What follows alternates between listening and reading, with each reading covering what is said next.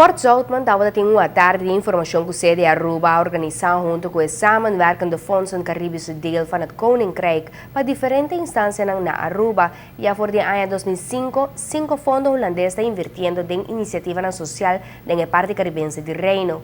Junto tem como 2 milhões de euros disponível para a organização social riba e 6 islas cada ano de novo.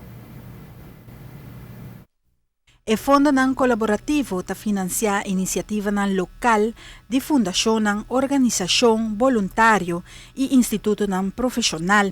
E meta ta para gente bini junto e haya mais oportunidade riba vida economicamente independiente ou vida com mais sentido e valor. A fundação ta aportar na projeto que ta engrandecer a convivência de barrio, que ta reduzir ou aliviar pobreza. Também está enfocar riba grupo vulnerável da comunidade maneira nos grande enfermo e jovem marginal. Sede Aruba e samenwerken de Fonds en Caribische deel van het Koninkrijk, mira principalmente em meta de cada projeto que por conduzir para por ganhar e fundo necessário maneira atividade invenção de edifício ou material, coordenador temporal, desenvolvimento de método, promoção de expertício, recluta, treino e guia voluntário.